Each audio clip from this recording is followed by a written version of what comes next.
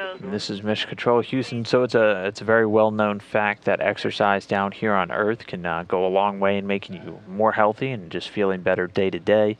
Today, though, we're going to learn a little bit more about how big of a difference that can mean for astronauts up in space. So right now, why don't we head out to the Payload Operations Integration Center at the Marshall Space Flight Center, where Lori Meggs is there to tell us more. Lori?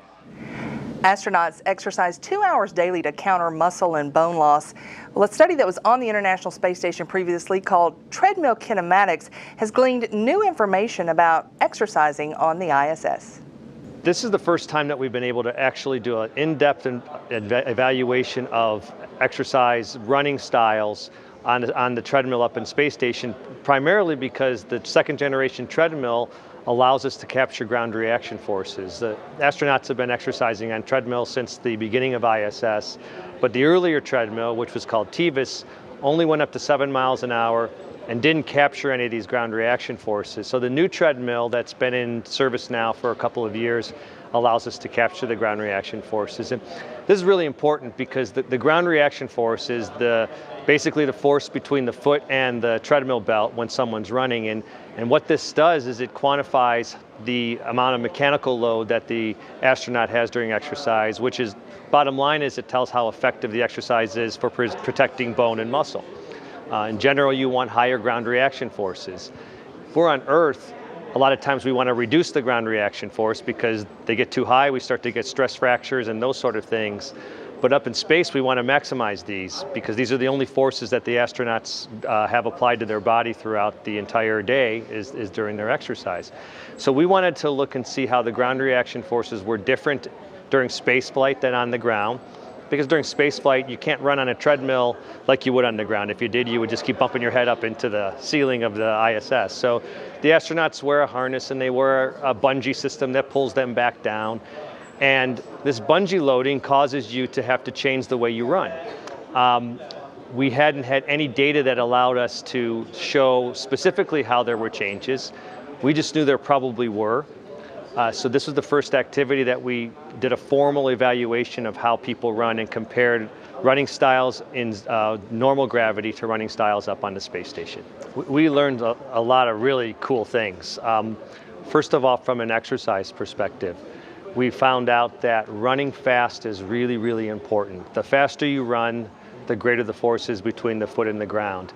From a brain perspective, and this is where people who study motor control and how the brain works, and maybe people who are interested in studying how the brain might change due to injury or due to aging or these sort of things, what this means is that gravity is not necessary for someone to run the same way that they would run on the ground. So the data tell us that when it comes to running, people can pretty much do this automatically, even though that input is different from on the ground. And there hasn't been any other studies that have been able to study a real large-scale multi-joint movement like running, where you take away gravity to see what the effects are.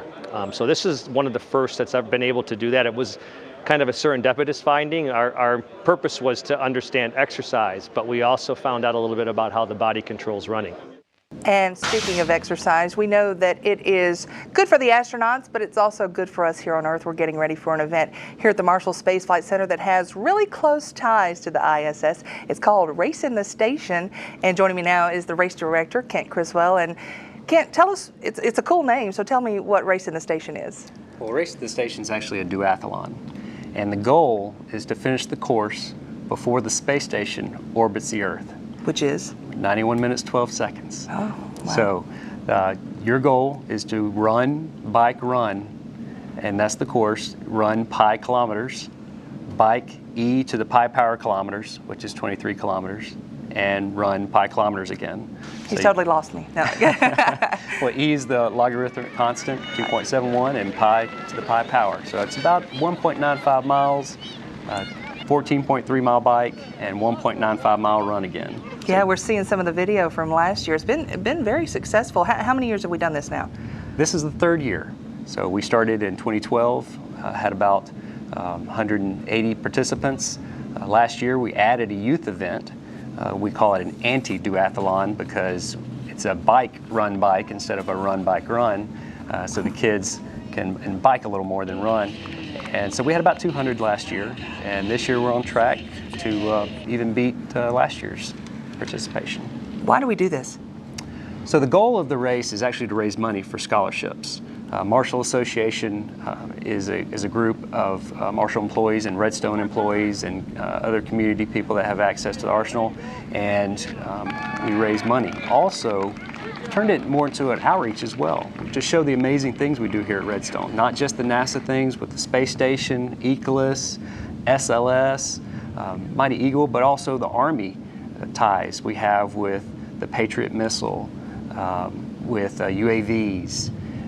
Also Decatur, we're bringing in ULA, who do the Atlas 5 and the Delta 4, and they're bringing some of their models. So really try to treat this as an outreach to the community, because half the participants don't even have access to the Arsenal. Right. So I'll work their access, they get in, and they see the amazing things we do and don't get to normally see. It's all about getting healthy and raising money. And wow, looks like a beautiful day there. You have this when? Late September, so it'll be cooler then, and a nice run and bike day. Right, September 27th, the last Saturday of the fiscal year, 8:30 start.